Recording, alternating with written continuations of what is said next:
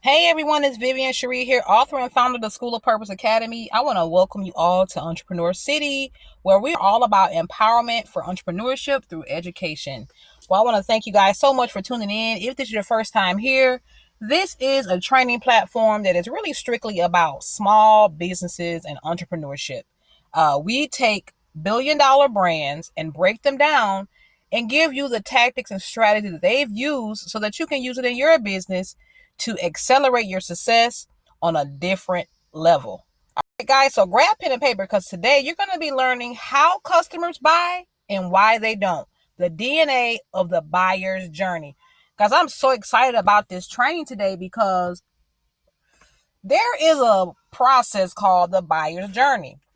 Now, when I first started off in the entrepreneurship realm 7 years ago, I knew nothing about this. I truly did not. But just progressing along and continue to learn about the business and the principles of business and studying billion-dollar brands and interning for several celebrity brands, including the Housewives franchise, I started to learn about different principles. And one of them was the buyer's journey. Did you know that there is a process that every single customer goes through? Whether it be you or myself, we all do it. And it does not matter what the purchase is. Now, we're going to break it down today. This is going to be a 3-part series because each one of them are opportunities for you to connect and reduce rejection with your clients, okay, or with your prospects. So get rid of all the distractions and get ready to take notes because I promise you guys, this information I'm going to be sharing with you today, had I known this long ago, several things that is in the business realm, I will understand why they are so important the way they are. But also the information that you're going to be learning today is completely free. And this information has always, when I discovered it, it was always a paid training. This is actually one of the secrets of the billion-dollar brands. They completely understand this buyer's journey. So you definitely want to get rid of all distractions and get ready to take some notes. So I want you to understand, some of you automatically, I definitely understand, you're going to be skeptical about any and everything that you run across on the internet. And you know what? You should be. There's all type of crazy information. I mean, just information overload. Okay. But one thing I want you to understand is, according to Tony Robbins, like, who's really one of my favorite people of all times, one of my mentors, he says that success leaves clues. Okay, success leaves clues. Wisdom. Now, he didn't say this part, but this is from a great book of knowledge. It says, wisdom is the principal thing. Therefore, get wisdom, and all thy getting, get understanding. Okay, this is to say that everything you're going to be learning today, you can go back and research it and find it consistent with every single brand, especially successful ones. Here at the Entrepreneur City training, we break down billion-dollar brands because I truly believe that if your goal is anywhere from maybe $10,000 a month all the way up to $1 billion, if it worked for $1 billion brand, why wouldn't it be able to work for yours? Okay. And as far as wisdom, guys, here, this is the thing. What I love about wisdom and seeking wisdom is this. You can find small portions of information online, but when you seek wisdom, you want to understand the origin of it, the why, the when, the who, and where, why. Okay. And when you seek wisdom, this way, when you start to hire people for your business, whether they're doing work for your business or you're contracting them as a vendor, you will understand why and how they come up with the different protocols and processes in their business. But today we're going to be talking about the buyer, okay? All about the buyers, because if you don't have buyers, you don't have a business, correct? All right. So, and when I say buyers, guess what, guys? I want you to know this. And pardon the noise. I'm sitting outside today. It's such a beautiful day. Have a lot of people out doing their landscaping. But this is what you must understand about when you're getting wisdom for your business. or the principles. Guys, principles are things that does not change. So it doesn't matter if you started a business in 1989 and here it is 2020. There are certain principles and fundamentals of business that reign supreme. And if you want to take your business to the next level, you'll ensure that you have mastered those. At the minimal, at least you are aware of them and you are implementing them in your business. And today we're going to be talking about this buyer's journey. Now, with anything that I've always told you guys, the number one rule of any type of goal attainment is to begin with the end in mind.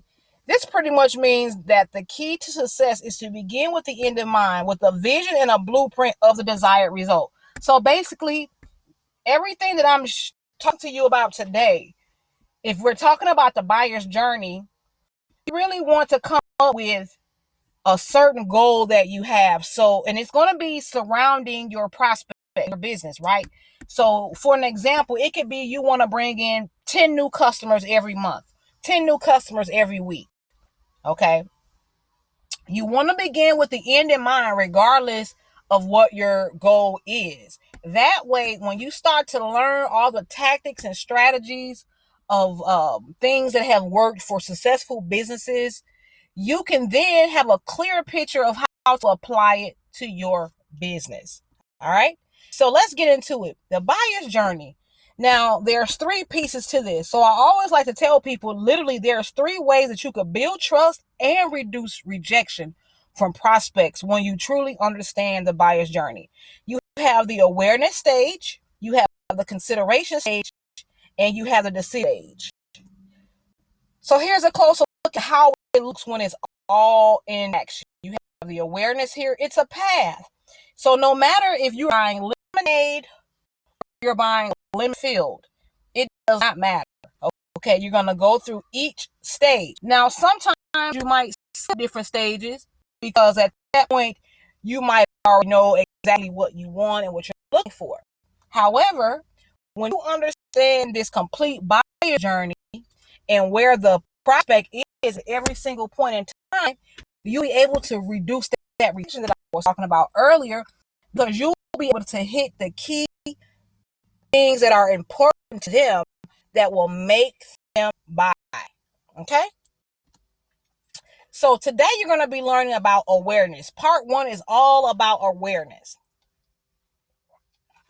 Now, while you're grabbing pen and paper, let me just say a little bit more about myself and why you should even listen. Okay? Because I really want you guys to take notes. This information here is like something that truly could change your business overnight. Throughout everything that we're going through right now as a country, I'm based out of the U.S. Here it is. We're in June. We had the COVID-19 crises, and now we have the different protests and things like that going on. Guys, this is why this is so important, because number 1, you want to be able to put yourself in a position where you can make money regardless of what's going on. You cannot put all of your eggs in one basket and think they will remain fruitful under even any given situation. Okay, you want to become flexible, create a flexible business. So I was saying today is all about awareness. Okay, what exactly is awareness? The awareness part of the buyer stage. Well, being awareness is all about understanding the problems that your business solves. Okay, what problems does your business solve? So at this point in time, the prospect is aware that he has a problem. He or she has a problem. You know, whether it be they need some new running shoes, they're looking for lemonade, they're looking for a vendor place or a venue for their family reunion. Maybe they're looking to expand. Maybe they're looking to add $10,000 a month more to their monthly income. Regardless of whatever it is, the prospect is aware that they have some type of problem, some type of issue.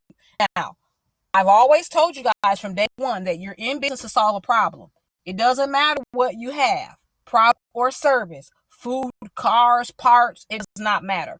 You are in business to solve a problem. Now, who's to say it's a good problem or a bad problem?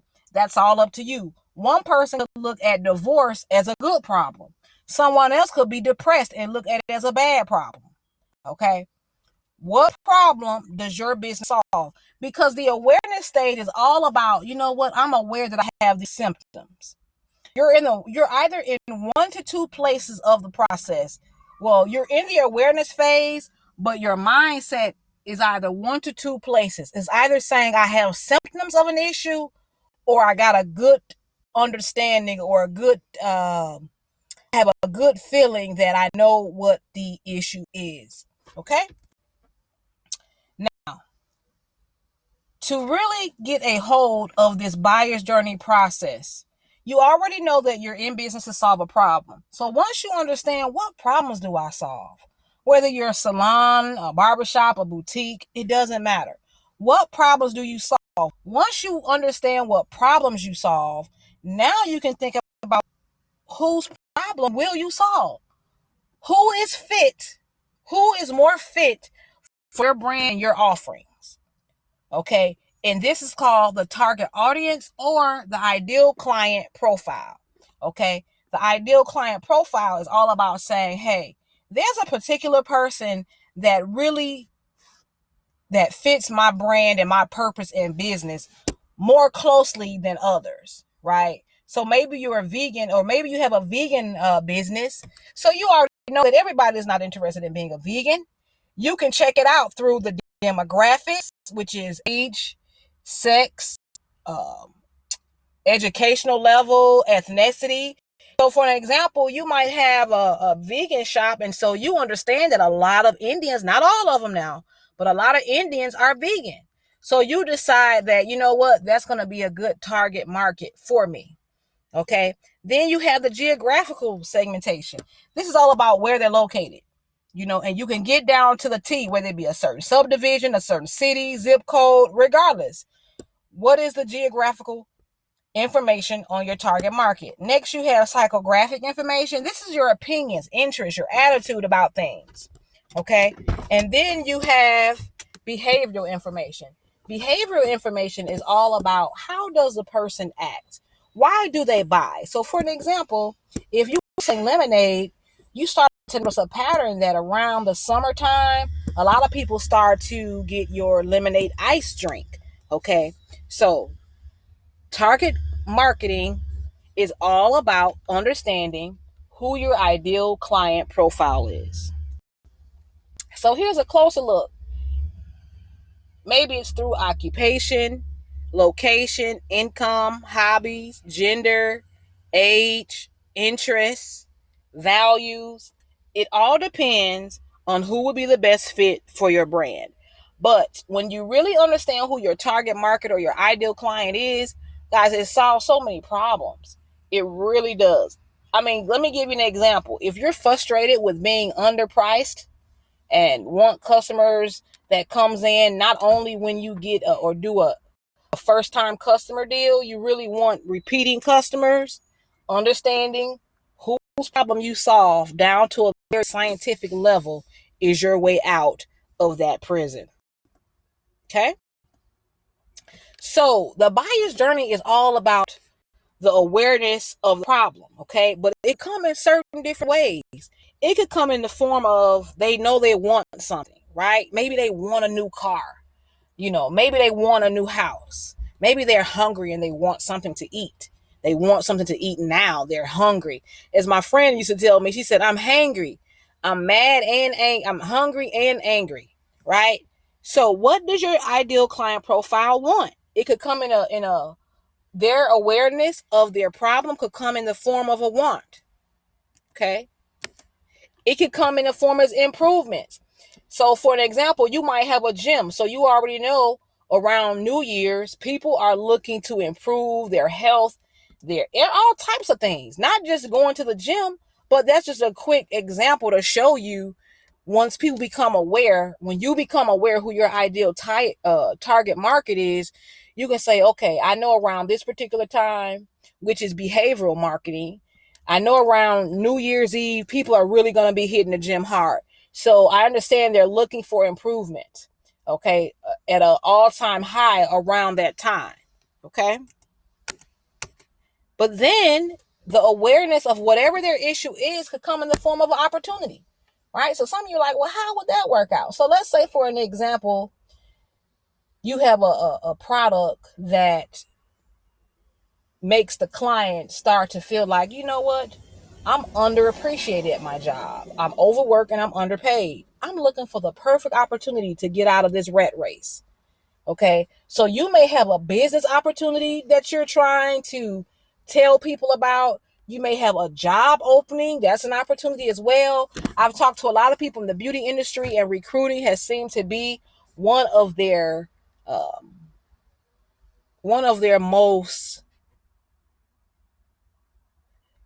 most challenging issues in that industry. Okay.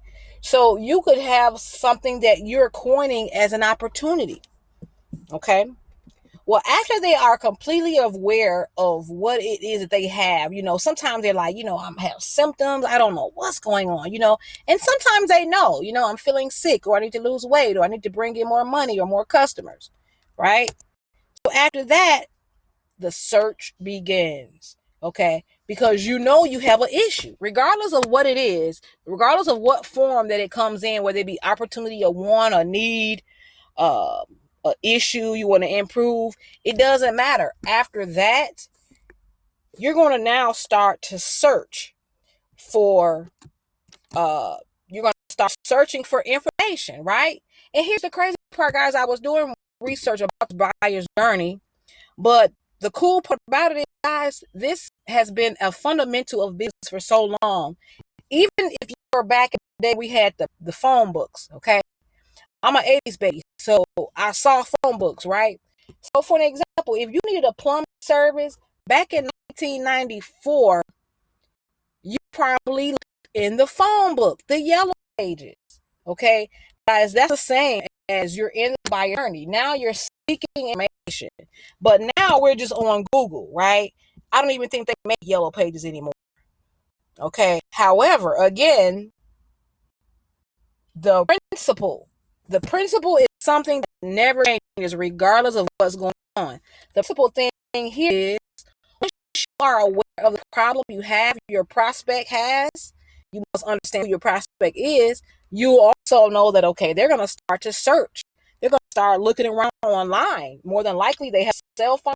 They're going to start looking around online to see exactly what the problem is, or how they can actually solve it. So they're starting to look for explanations. Like, what exactly is it? Now here's one thing that I've learned, guys, about explaining whatever your products and services is.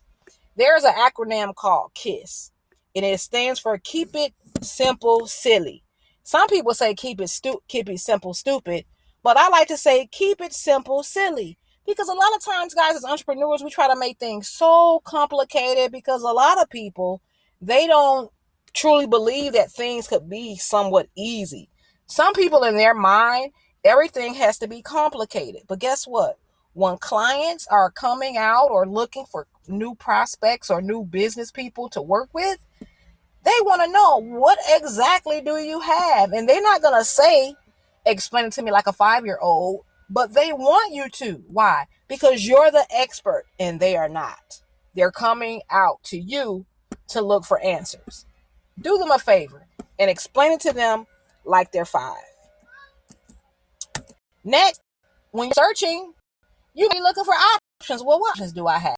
What options, Like, I'll give an example, guys. I've been looking into natural focus, brain focus enhancers. There's a lot of different herbs and things like that you could really implement in your diet, and especially your smoothies, that will really give you more clarity and focus. But long story short, once I started that particular process, I knew what I wanted. I said, okay, well, let me see, what options do I have? I started searching, right? I also was looking for explanations, because I'm trying to figure out, well, what exactly would be readily available to me? What is this? Okay. So then you might not be looking for options. Maybe you're looking for suppliers. Okay. You can already have your mindset. Maybe you have a t-shirt you're saying, listen, I got a lot of customers that are coming, and I have a lot of fans, and a lot of different things, and a bulk.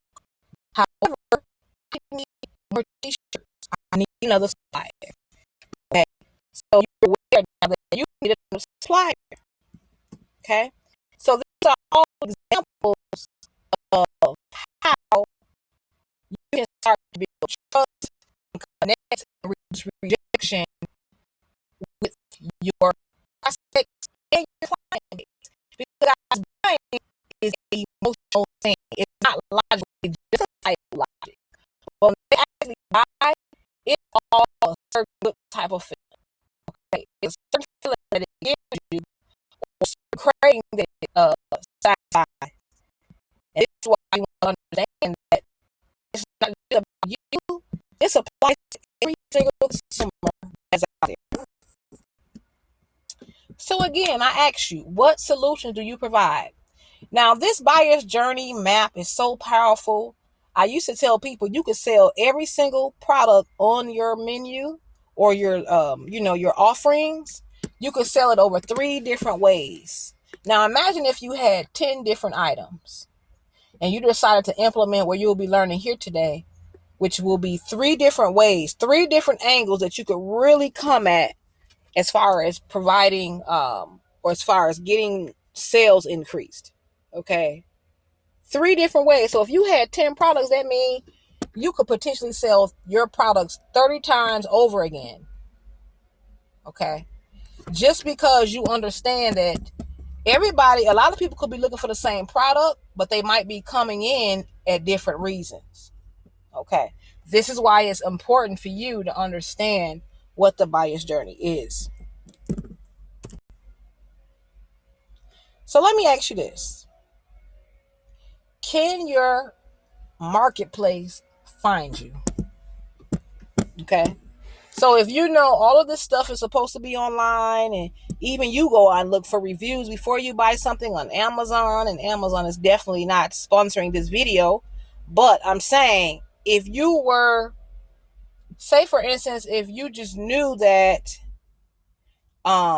everybody is putting out these different reviews and it gets them good rankings and all type of fruitful benefits.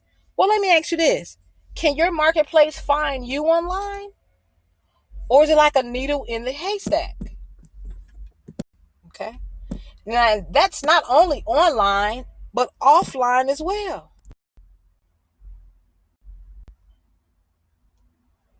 So next, we're going to be talking about how to get your information out there.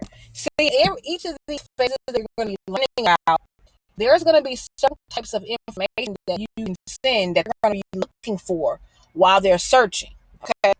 That'll come in social media posts, podcasting, which is great, blogging is excellent. This is very non-invasive. Like a lot of my clients, when they're just starting out with certain things like email marketing and they're really implementing automation in their business, I always talk to them about blogging. You know why? Because blogging isn't all glamorous, but blogging is the only entity online that you literally could still look back on just from years and years. I mean, years. It's like it's on there forever. Okay? So that's blogging. And then solo ads. Solo ads were pretty cool, guys. You could literally get 1,300 new leads to your inbox for $10 a week. Now, after you have all of these different tools and you understand the buyer's journey, I know we just started to talk about number 1, which is awareness. But guess what, guys? If you go home and write down 10 problems that your business solves from every single angle you can think of, at least 10, okay, you're on your way.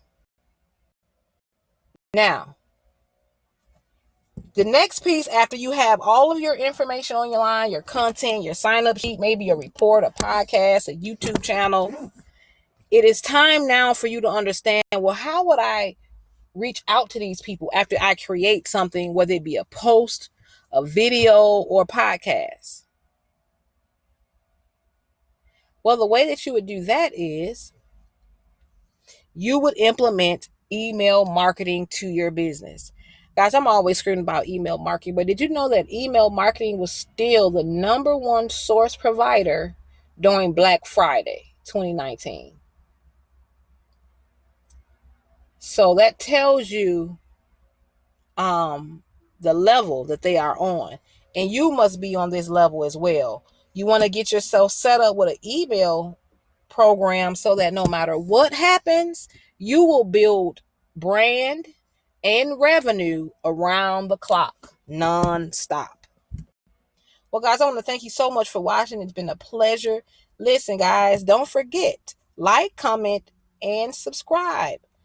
Actually, leave your comments in the comment section, and I'll see you soon, guys. Thank you so much for watching. Have a great day, guys.